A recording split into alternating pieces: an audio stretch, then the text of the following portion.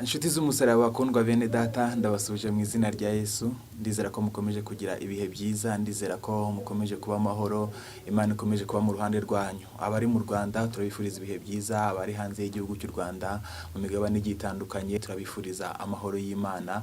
Wowe ukunda kureba ibiganiro cyangwa se kumva ijambo ry'Imana ugezweho n'umukozi w'Imana Bishop Leonil, ndakwifuriza ibihe byiza. Uyu munsi nanone tugiye kuganira ijambo ry'Imana, tugiye kuganira mu buryo buziguye ku bintu bigiye bitandukanye yaduteguriye uyu munsi, ariko reka tubanze dusenga Imana tugezwa kwinjira muri uwo mwanya. Mana turagushimye mu izina rya Yesu. Tugushimiye kuri mwiza, ijambo ryawe ryaravuze ngo ubereye mwiza bagutegereje bose.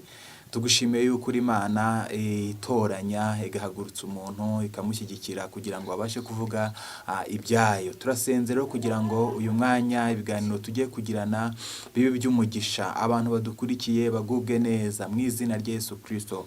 Umukozi wawe umushyigikire, ineza y'Imana ibe kuri we, ntaba ari twebwe ahubwo Imana y'amahoro aba ari ihabwa icyubahiro. Abantu bahembuke, abantu bongere bambara imbaraga, abantu bongere bunguke, umugisha w'Imana ube kuri twebwe. Urakoze kuri kumwe natwe, urakoze kudushyigikiye none n'ibihe bidashira Kristo. Amen. Tuzatinze reka twakire rero Bishop akomeze.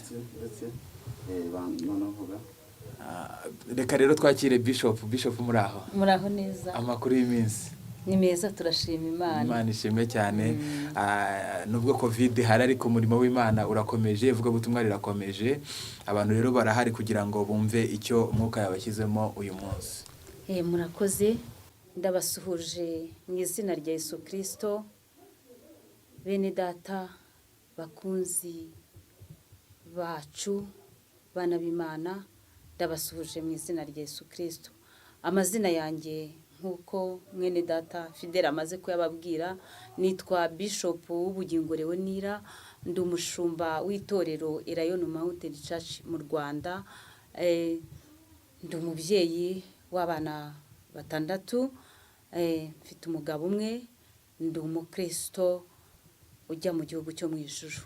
Amen. Ndashima Imana rero muri aka kamwanya, nagira ngo abakenera gukurikira ibiganiro byacu, inyigisho zacu, mwajya musura ibi biganiro kuri channel yacu, wandika Irayon ugashyiraho inyuguti ya mana ca, ukabona gukurikira ibiganiro byacu. Kandi ni byiza ko wabisangiza n'inshuti zawe, ni byiza cyane.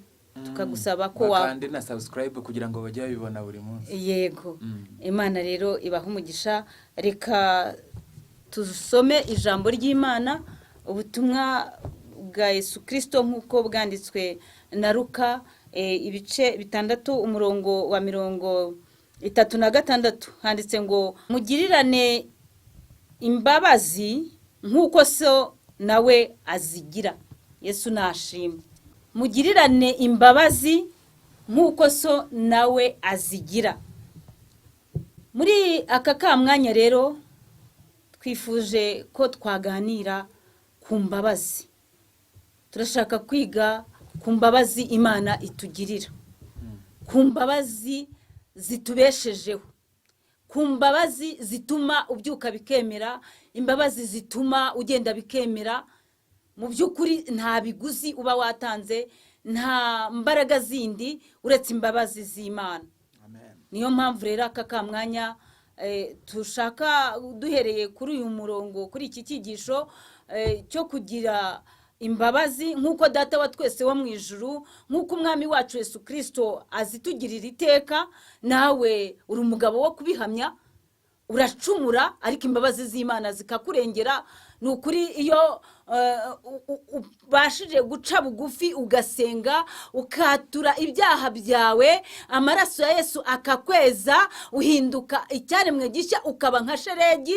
Noneho ukirata kubwayo maraso, ukirata umusaraba, ukavuga ngo Imana ishimwe. Izo mbabazi rero nizo tugira ngo tuvugeho. Imana nishimwe. Amen.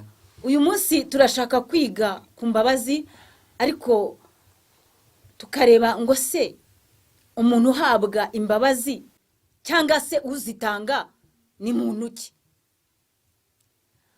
hari umuntu utanga imbabazi, ni umuntu wahemukiwe, ni umuntu wakomeretse. Uwo nguwo atanga imbabazi. Umuntu wahemukiwe, uwo nguwo atanga imbabazi. Ariko Imana ishimwe rata.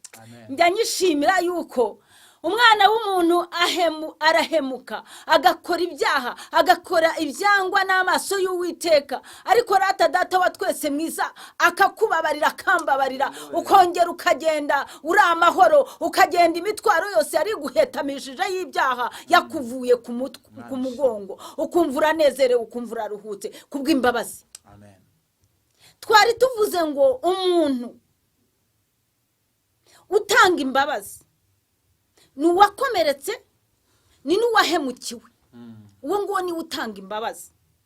Ubu rero aka kamwanya nkaba nagira ngo twinjire noneho mu gusesengura umuntu ufite igikomere. Ese uwo muntu, reka tubanze twibaze ngo igikomere ni iki?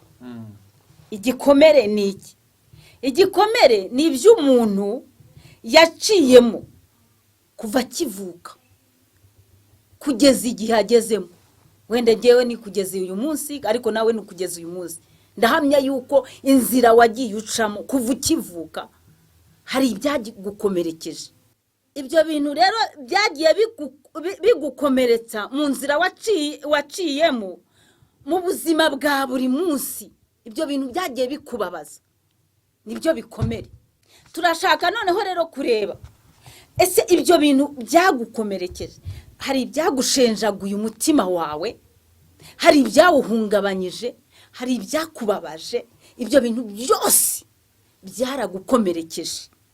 Ibyo bintu byose byasize blessure, mbese byatumye umutima wawe ushenjagurwa. Ibyo rero ni ibikomere, ni ibikomere.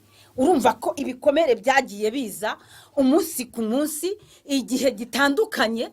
Icyagukomerekeje wenda mu mwaka w'ibihumbi 2000, ndahamya ko atari cyo kigukomerekeje muri 2020. Nzi ko abantu benshi ko COVID-19 yabakomerekeje mu buryo butandukanye. Uri umucuruzi warakomeretse kuko business yawe yarahungabanye. Buri wese yakomeretse mu buryo cyangwa ahungabana ku buryo bwe.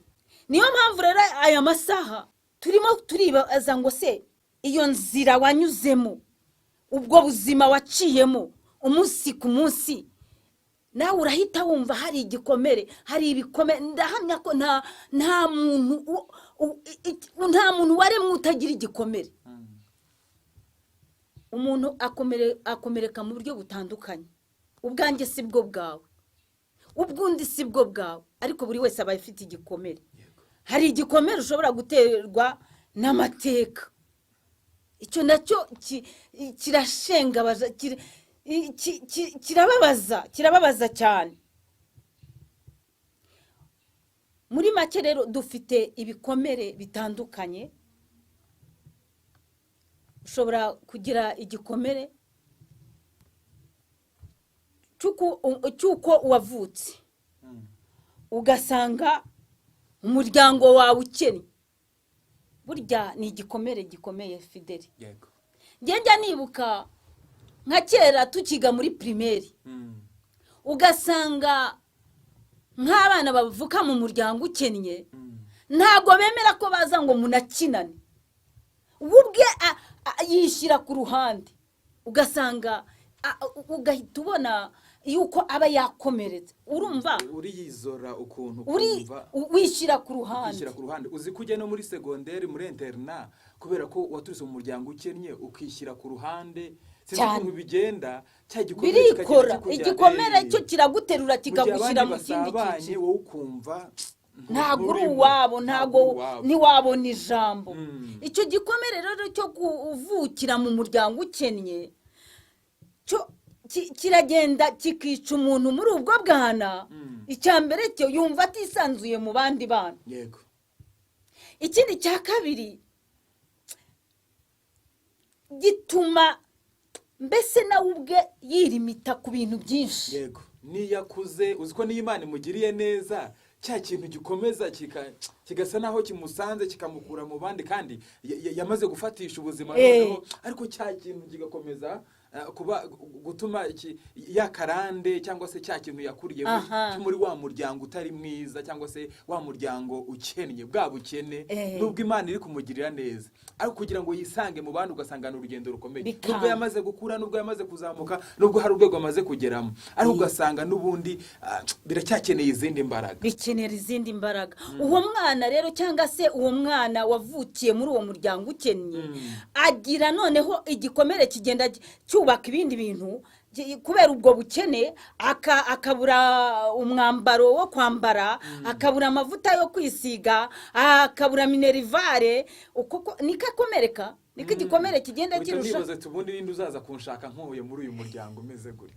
biba ari ikibazo gikomeye cyane uwo mwana rero akurana igikomere ari naho usanga bigera naho ashobora kuva mu ishuri akarita niho usanga aba bana bo mu muhanda baturuka akavuga ati n'ubundi umuryango wacu nta wizurimo ntawigeze atera iwacu n'ibyigeze bitubera ariko birababaza iyo umuntu avuze ngo iwabo ntibyigeze bibabera byaremewe ndetse ariko Imana ishimwe ngo umuntu wese yaba ari muri Yesu Kristo ngahinduka icyaremwe gishya ibintu byose biremera ngo Imana igutandukanya na cya kintu na cya gikarande na za karande wowe ikakugira unique ikaba yagukubakira ikintu kandi ikagupangira hari ikindi gikomere rero giterwa no kuvukira mu muryango w'abantu bakora ibintu bibi abarozi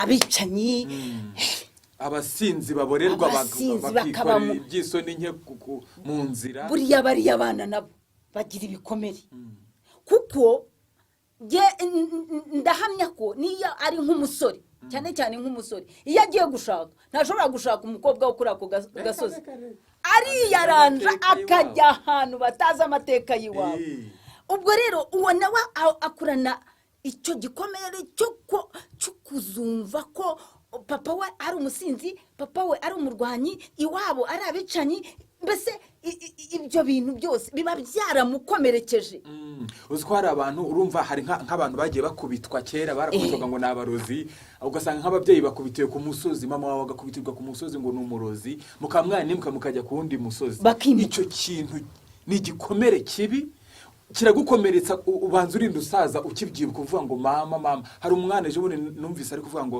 mama wanjye ararwaye ariko ntago yarasanzwe arwara yigeze arwara inkoni yakubiswe kera bamushinza ko ari umurozi nta bundi burwayi yigeze arwara yarerinze abo mukecuru bishatse kuvuga ngo uwo muntu nubwo yashatse ariko arafite cya gikomere cyuko iwabo mama we yigeze akubitwa inkoni ngo nuko ari umurozi ibase urumva ukunda icyo gikomere gikomeye cyane noneho nabuzukuru bazumva ayo mateka cyane batinya gukuru burya yararwaga ati so mama we ntibabumuhaye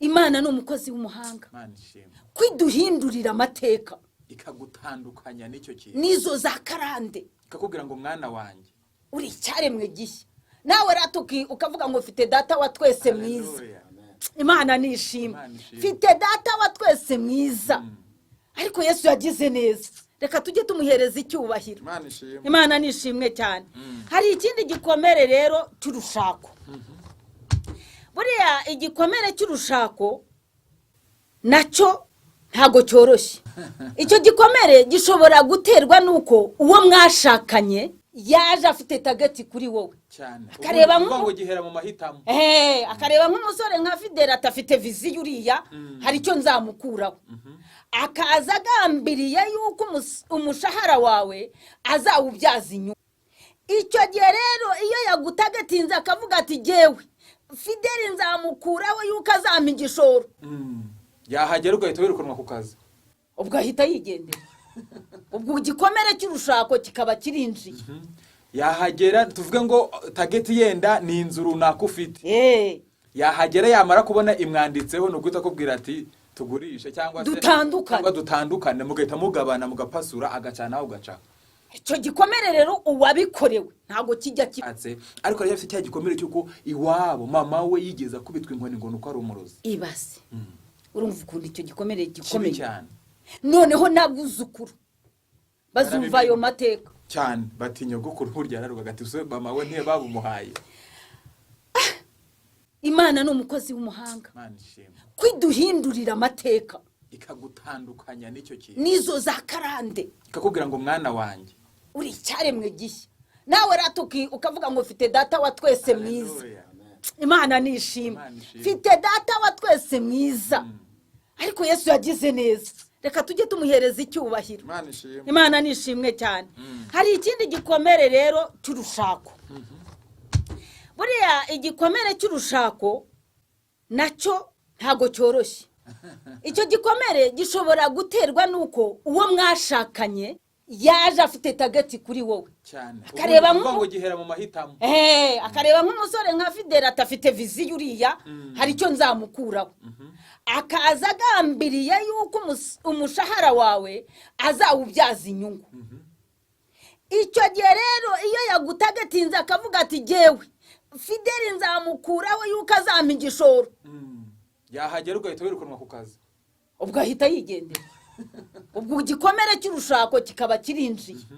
Yahagera tuvuge ngo tageti yenda ni inzu runaka ufite yahagera yamara kubona imwanditseho no guhita akubwira ati tugurishe cyangwa se dutandukane mugahita mugabana mugapasura agacana ugaca. Icyo gikomere rero uwabikorewe ntago kijya kiva muri we. Hari n'abasore rero nanone ukagenda ukavuga uti uriya mukobwa na buriya buranga bwe bwiza cyane yahagera wamutera indejo agahita yirabura agahita sukundi kuntu urumva cyangwa se akaba ari guteka gazi kabiramwokeje yazura nziza ikabiragiye kubera yuko utazi icyo wahisemo uhita rugo ntago rushobora kumara kabiri. Ubwo rero nanone wa wundi nawe agira iki igikomere. Ubwo izo kumba umugabo wanjye ni tageti yari afite yaragendereye yenda yamataye yanjye none arashize yaragendereye ko ndi gatoya none ndadumbaraye ndabyibushye mama bo bibabaho cyane indiraje amabera araje ntabyo nari mfite sinkira akanyogwe sinkisiga ngo bifate ugasanga ibyo bintu bitumye ikigukomeretsa rero ni iki burya hanini nuko urugo rusenyuze ni uhita wibaza ngo ni kiriya yagendereye nicyo yaragendereye niyo gahunda yaramfiteho ubwo iyo ni tageti ushobora kuba wamutagetinzeho ubwo buranga kumutagetingaho imitungo ibyo byose iyo umwe hari igihe uhita ubibona iyo ubibonye bikaba divorce mukaba muratandukanye. Iyo nanone ubibuze divorce icyo gihe rero biba bikugaragariza yuko muri urwo rushako rwa rukundo mu bashakanye babwiranye nta rwari ruhari ahubwo hari imipango umwe yapanze ku wundi. Icyo gihe rero bisigira wa wundi wakomerekejwe igikomere kitabasha kuvamo uretse Yesu Kristo wenyine. Ikintu gitangaje kuri iki gikomere cy'urushako birasigaza igikomere kuri uhemukiwe. Uhemutse nawe ntazigera agira amahoro nawe n'ikindi gikomere uzajya uhora uvuga uti nahemukiye runaka. Ikindi cya romoro bizagira igikomere ku mwana uzavuka muri wa muryango. Nuvuga ngo abana bavutse muri wa muryango wa divorcishije barababara cyane arakomereka we noneho bikomeye cyane ku buryo niyo nyina agiye kumushakana handi turaza kubibona mu bikomere byo kurererwa handi nanone kiza kuba ikindi gikomere kibi gikomere simfubye uriya mwana oya afite se na nyina ariko baratandukanye. Isa afite undi mugore nyina afite undi mugabo cyangwa se umwe afite umugore undi nta mugabo afite n'urugero. Uwo mwana ari mu rungabangabo yagombye kurerwa muri famiye nawe agiye gukurana cya gikomere nanone giturutse kuri rwa rushako rutari rwiza. Bariya abantu rero nanone hari ikindi gikomeye uzi ko batajya bafatisha ubuzima ngo bumere neza ahora nihungabana kubera yuko igihe cyose n'undi yashatse wa kabiri abavuga ati abantu narabamenye abagabo ndabazi abagore ndabazi umuntu twasezeranye imbere y'Imana mbese ntago ashobora kongera kwizera umuntu 100%. Kandi harimo kwima agaciro isezerana abantu bagiranye burya abantu basezerana ibintu bikomeye. Twebwe dusezerana ndabyibuka n'umutware wanjye njya nibuka iryo sezerano ryari rikomeye. Twaravuze nkanjye navuze ngo ngewe ndivuga mu mazina yanjye nsezeranye imbere y'Imana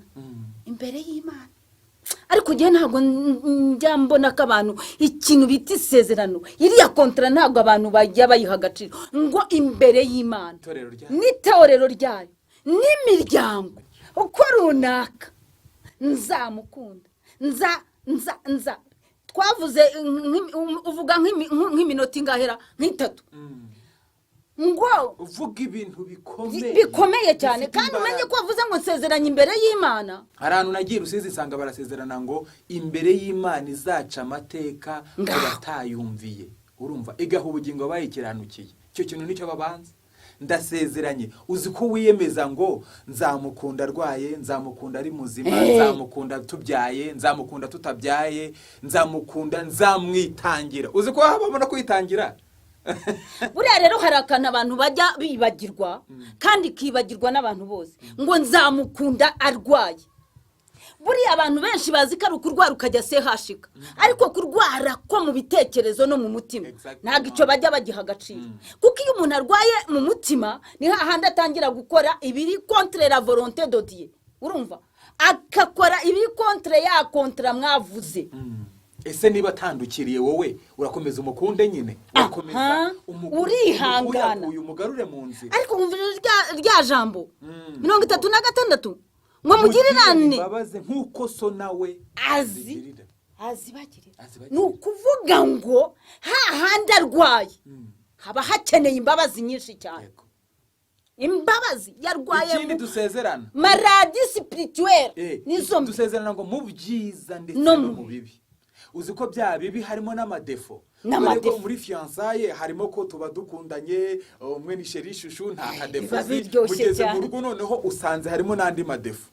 Ese kiriya kintu uri tayari ko uzakiresista kuzageza ubwo muzatandukanwa n'urupfu cyangwa Kristo agarutse?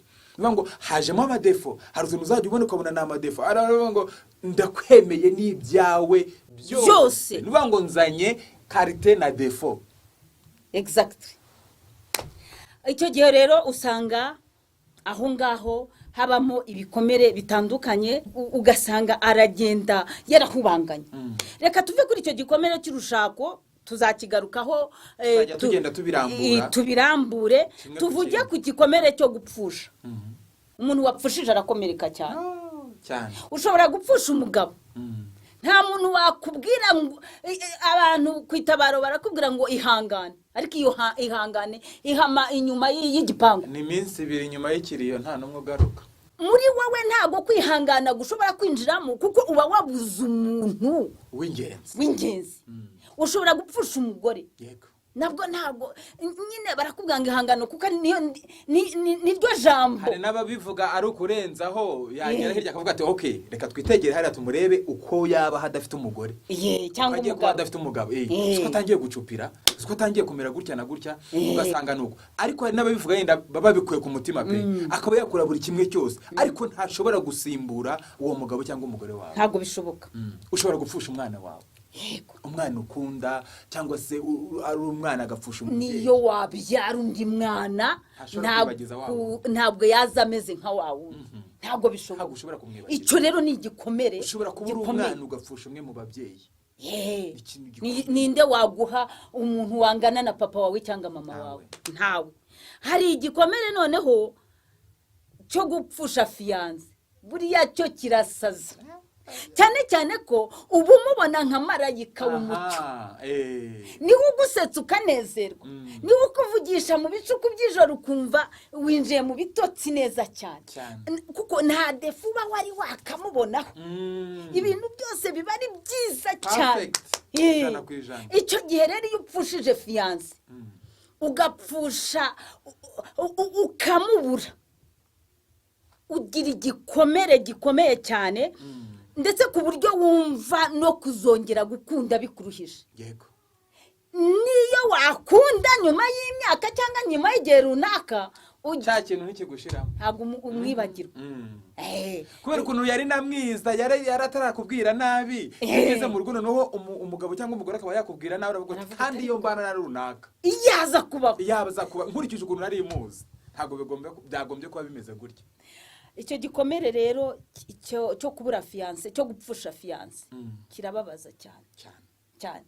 Kuko buriya iyo fiance wenda hagize undi umutwara, ushobora no gukurikirana imibereho ye ntubabare, ariko iyo yapfuye urababara cyane. uravuga uti yaba ariho twari bubane ibintu byanjye biba byaragenze neza, abamarayika bimeze neza, twarateye imbere, twarapangaga tukumva ibintu birimo birajyamo. Niwe muntu twahuzaga 100%. uyu nguyu shobora kuba nambaye inkweto itari yanjye kuko yanjye nyine heragiye, ugasanga birakomerekeje umuntu, ari inzu ubwo ashaka cyangwa se ari inzu ubwo asaza akiri kuri icyo kibazo. Iyo bavuga ngo inkweto itari yawe, burya nabwo jewe njya mbona ko iyo umuntu mwashakanye, mwakundanye, murabyaranye, barangiza akakubwira ati inkweto gatatu ngo si uwawe. Harya ubwo ibyo wabisobanura gute? Wabisobanura gute? Umuntu mwahuje ubugingo ahindutse gute katari uwawe? None se bwo wavoma muri uriya mwana amaraso y'inaya ukabitandukanya? Ntushobora. Ahubwo bariya abantu, reka nkubwire, bariya abantu baza kubwira abantu ngo uyu nguyu si uwawe, bariya abantu bajye birubuka ko umuntu asezerana imbere y'Imana n'imbere y'imiryango n'amategeko ya leta, akavuga ngo tuzatandukanwa n'urupfu cyangwa Kristo agarutse gutwara itora. Bariya bose jewe mbona ari impfu. Ni impfu. Abantu bahindutse impfu birirwa batandukanya ab'Imana yafatanyije. Kandi cyanditswe kivuga ngo kifide ngo uzatandukanya, ngo havumwe utandukanye icy'Imana yagize gute? Yafatanyije. Ubwo ni ibivume, ni impfu, mbese birohaho umuriro bakiri hano ku isi. Wowe urajya kubwira umuntu ngo uru rukweto si urwawe, ngo uyu muntu ngo ubuhanuzi ngo nuko ngo ufite undi muzabana gute se? Barabyaranye gatatu, bacanze ubugingo, utangiye kwigira urupfu kuko bari barisezeraniye ko bazatandukanywa n'urupfu. Ese uri Kristo ko Kristo ni yagarutse ka aje gutwara itorero, ari bwo abantu bashobora kuzagenda batandukanye? Muri ibyo byose ibintu bibiri, uwo muntu utandukanya bashakanye ni igiki? Ubwo je mbona bose barabaye impfu cyane. Ijambo ry'Imana rikavuga ngo havumwe ubatandukanya, ubwo baba bishyizeho uwo muvumo. Nimba abantu bisezeraniye bakabana, ubu bijyamo hagati kubera iki? Wa mukozi w'Imana we, ubwo buhanuzi bukubwira ngo hanurira abantu yuko bagomba gutandukana, ubwo buhanuzi bubaho bushingira ku kiye cyanditswe? Burapfuye kandi ntabwo bwejejwe. Kandi uko niko kuri. Uko ni ukuri. Hari ikindi gikomere rero cyo kwirukanwa mu kazi. Ibikomere ni byinshi fide tuzagenda tuvugaho. Tuzagenda tubivuga muri detail. Ushobora kugira mu kazi kugeza ubwo wanzwe bikaza kuba ngombwa yuko wirukanwa. Ukirukanwa biragukomeretsa niyo ubonye kandi kazi. Ntushobora kwibagirwa ko wirukanwe mu kazi kandi uzira ubusa. Yego. Icyo nacyo ni igikomere umuntu agendana. Kikamuhungabanya. Yego. Hari igikomere rero cyo kuba wariciwe. Yego. Kiriya gikomere ni ukuri ntago gishira mu muntu. Wenda Yesu ni ucyomura, ariko ntago gishira mu muntu. Muntu iyo yakwiciye na ubwe no gutera intambwe ngaza gusaba imbabazi bibi kibazo. Gusa ndashima Imana. Sabanye ntago mwongera gusabana cyangwa se utuvuga uti nanjye azampitana. Ariko buriya wabonye Musenyeri Obardi ikintu yari yarakoze? Yego. Kira kintu je namufashe nk'indashyikirwa. Kuba yaragiye akajya huza bari abantu. Zira simbaraga z'umuntu uwari we. Ni Imana yamushoboje. Umwuka wera w'Imana atakujeho bishop. Ngo ubabarira umuntu ikintu nka kiriye. Umuntu agenda kwicira umuryango, umuntu akwicira ababyeyi, akwicira abavandimwe. Murihire abana be ubarihire bagere mu mashuri bige za kaminuza barangize. Njyama n'amaraso ntago zabishobora. Uretse imbaraga z'Imana.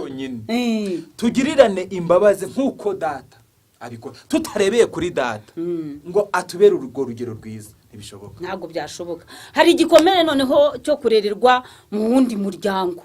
Yego. Abana b'imfubyi benshi barerewe mu yindi miryango se cyangwa nuba barererwamo. Yego. Abana baba divorce twagiye tuvuga.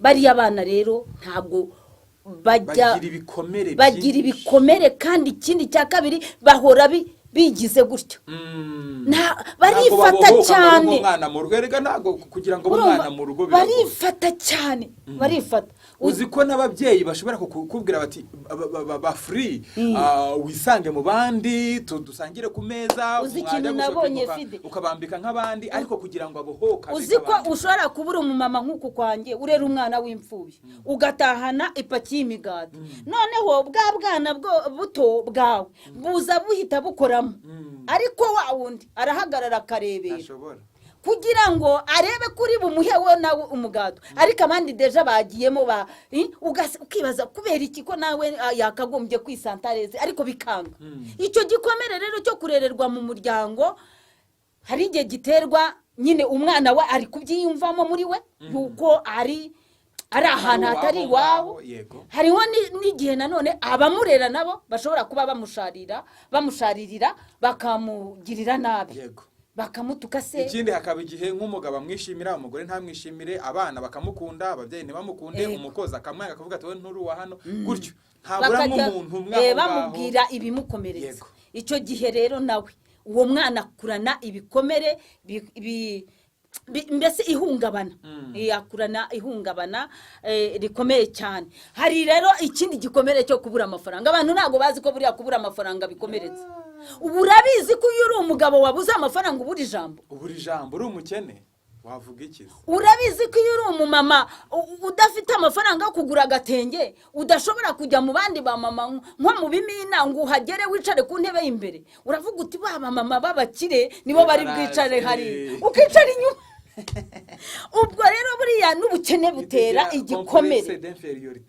complexe d'infériorité uhoro mbese ucishijwe bugufi kubera ubukene icyo nacyo ni igikomere hari igikomere giterwa n'isura abantu benshi ntago bajya babyumva ukaba bajyaga bavuga ngo sura mbaye ituma umuntu agira igikomere kandi utarabihisemo waravutse usanga wenda ufite amazuru manini uravuka usanga ijisho ryarapfuye usanga umunwa wawe urahegamye n'urugero kandi wowe ntago wari uhari ibyo bikagutera complexe bigatuma ucishwa bugufi kubw'iyo sura icyo nacyo ni igikomere kandi noneho ariko reka nkubaze Fide buriya Pawulo abwira Imana ngo imukize ijisho burawe ntashobora kuba ari cyo kibazo yari afite yari umukozi w'Imana ufite amavuta adasanzwe ariko arangije abwira Imana ati wankijije Imana iramubwira ngo ubuntu bwanjye buraguhagije ubwo rero wowe wakomeretswaga n'isura ndagira ngo nkubwire ngo ubuntu bw'Imana buraguhagije Imana ishimwe hari ikindi gikomere rero giterwa n'imvugo umuntu abantu bagenda bamuvuga buriya nacyo ushobora kugera ahantu runaka muri quartier bakavuga ngo uriya muntu ni mubi bakavuga ati ariko n'ahantu wabaga ngo abantu numvise kwambika urubwa rukakugendaho aho ugiye hose icyo nacyo rero kiragukomeretsa amagambo mabi ahantu hose ugiye kikakugendaho icyo ni igikomere uziko n'igihe bikuvaho ukayibuka muri quartier ukajya mu yindi ariko ibintu wavuzwe kera bikakubera igikomere hari ikindi gikomere cy'inzika y'urwango icyo nacyo kiba igikomere mu buhe buryo umuntu akaba akagira n'inzika umuntu wamwanze mbese umuntu bagiranye ibibazo noneho buriya niyo yabyirengagiza kubera ko afite iyo nzika ntago atuza mu mutima we haba harimo ihungabana kubera inzika ubwo rero buriya inzika nazo zitera ibikomere bitandukanye kandi ugasanga umuntu ntatuze hari ugukomereka rero noneho buriya niyo yabyirengagiza kubera ko y'urwango icyo nacyo kiba igikomere mu buhe buryo umuntu akaba akagira n'inzika umuntu wamwanze mbese umuntu bagiranye ibibazo noneho buriya niyo yabyirengagiza kubera ko afite iyo nzika ntago atuza mu mutima we haba harimo ihungabana kubera inzika ubwo rero buriya inzika nazo zitera ibikomere bitandukanye kandi ugasanga umuntu ntatuze hari ugukomereka rero bituruka kuri critique y'abantu mukorana wakora ikintu umuntu agakukritika kandi ugikoze neza kandi wari wagerageje mu mbaraga za nk'agatagoye ati courage nayo mpamvu ushaka kubwira abantu badukurikiye gerageza ugire rangaje nziza gerageza amagambo umutive umuntu gerageza umutive umuntu birashaka ko umuntu imbaraga ufite atari zo ngewe niba nkoze ikintu basimbwira ngo courage cyangwa se mbwira gerageza cyangwa se hindura hana ese ubundi kuki abantu badakritika umuntu bamuganisha mu gukora ibyiza guhita ukasa umuntu uhita ukubitira aho ngaho ntabwo ari ibyo niba umuntu akoze ikintu birashoboka no one is perfect nta muntu n'umwe 100% ushobora gukora ibintu neza ushobora gukosa nawe ushobora gukosa mu buryo bwiza bajya bavuga ngo ijambo ryiza ngo ni muri umuntu ni mugenzi w'Imana kuvuga ngo ikintu ukoze ukabwira umuntu neza mu bugwaneza niyo umuntu wamukosora ukamuhugurana ubugwaneza ibyo rero bitera igikomere ku muntu buryo ushobora kubwira umuntu ijambo akagira igikomere kiza azarinda asazanya wowe waruzi ngo ukoze ibintu nyine mu buryo bwawe. Kera hari umuprofeseri wigeze kutwigisha twiga muri segonderi aravuga ataburya abantu nibabe ushobora kubona umuntu afite defo ariko ukamushyira mu yindi mudu yumva ameze neza. Aratubwira ati ushobora kubona umuntu w'umukobwa wenda afite isura mbi were kumubwira ngo wowe nta n'umugabo uzabona uwo bwamubwira ngo mu bakobwa bose buryo ni wowe wenyine ufite ijwi ryiza malgré yuko ntasa ariko ukamubwira burya ukamubwira icyiza umubonyeho kimwe basi kubera icyo ukritika umuntu mu byakora byose nukuvuga ko nta cyiza yigeze akora uzi yuko ushobora kubwira umuntu umukrititse negativement bikaba byamwafecta ku buryo azarinda asaza nuvuga ngo nakandi kazi yenda kose yajyamo muri se ko ngiye ntashoboye ntabwo nshobora nakayambwira ngo sinshoboye ntashobora siki yanakora icyo akoze yagikoze neza perfectly mbabarira bambwiye ko ntabyo nshoboye byo si ibintu byawe yego imvugo nziza ni mugenzi w'Imana icyo ni igikomere gikomeye cyane hari n'ikindi gikomere rero cyo muri business tutagiye kure nk'ubu ngubu abantu benshi barakomeretse kubera business zahagaze urumva mu kwezi kwa kane abantu twese twari muri lockdown dusohotse noneho covid irongera izana ubukana abantu bongera gusubira muri lockdown uko niko umuntu atakaza abakiriya ni nako noneho ava no muri iyo ntumbero yararimo ukagenda ubura imbaraga ukavuga ngo ndabyuka njya gukaza urumva yakomerekejwe rero no kuba yaratangiye kumva ari mu cyiciro cy'abacuruzi bameze neza none asubiye ku isuka navuga ngo asubiye ku isuka kuzongera gushakisha azajya ahora avuga yo nari mfite abakiriya bagezeho umubare uyu n'uyu nari maze gushinga business yari igeze kuri kapiti niyi ibyo byose rero bizahora bimukomeretsa bimuhungabanya muri business n'ibinini cyane cyane ko tuzagenda tubisobanura harimo no kuba miliye ujya gukoreramo itari comfortable just abaturanyi umuntu niyo ari boutique ushinza ha runaka nawe arayifite akaguteranya n'abakiriya akagenda avuga ati uriya buriya biba bimeze gutya ukaba wahagirira ikibazo runaka ukagenda ubura abakiriya clientele ikagenda igabanuka ushobora kuba wagira ikibazo cy'umuntu kugendaho tuvuge mu bayobozi baraho hafi ushobora kuba wahagirira ikibazo umwe mu baguzi bawe cyangwa se umuntu umwe uhaye service akagenda abwira abandi baturanye aho ngaho ati uriya muntu atanga ibintu ku buryo butari bwiza business ikagenda ihomba kugeza ubwo irangira ugasanga ugize igikomere mu buzima bwawe niyo wagenda ugakora indi business ikazamuka cya kindi wahuriyemo nacyo muri ya business ntabwo ushobora kukibagira. Hari umuntu nigeze umbwira nti ariko kutajya ukopa arambwira ati reka nkubwire ngewe natangiye business nkiri umwana amafaranga nyakuye mu kazi nakoraga mu rugo maze kuyitangira ahantu nayishinze abantu baho barampangiye barikopesha nsigana na mumunyu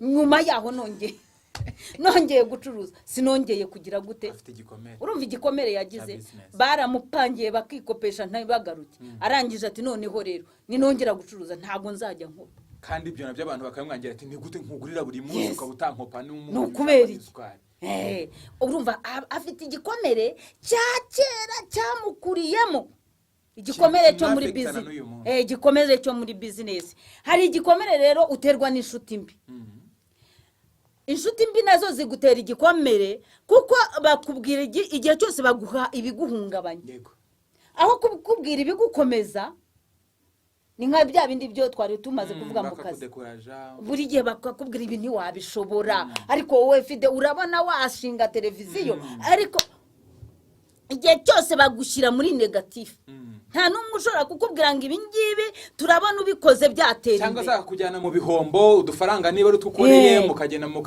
mukatunezerwamo bo ayabo ntibayazane kandi ujya kuzahumuka kera akaba ari nabyo bikubera igikomere kumbe runaka twakundanye turi inshuti kumbe yari inshuti mbi bigeze hariya ntigeze nangira inama ngo nizigame ntigeze nangira inama ngo nkore gutya na gutya ahubwo akanshora mu byaha cyangwa se akanshora mu bintu bibi kumbe njye nari nzi ko ndi inshuti yanjye magara ntabwo yangira inama mbi ibikomere rero ni byinshi Bishop buriya wabivuga ntiyabirangiza ariko dusezeranije abantu ko tuzagenda tuvuga igikomere ku kindi tukavuga ngo iki gikomere giterwa n'iki ese ukirimo abaho gute ese cyakomorwa gute noneho tugana ku musozo tujye kumenya ngo yenda uburyo umuntu yakiyakiramo muri rusange kugira ngo tuzaze noneho tubisubiramo tuvuga kimwe ku kindi ariko noneho twatanze n'aka kantu twatanze n'uyu muti umuntu yabaye asa n'uvugutiweho gake ego murakoze kwiyakira ni inzira umuntu acamo kugira ngo abashe kumva ko umutima we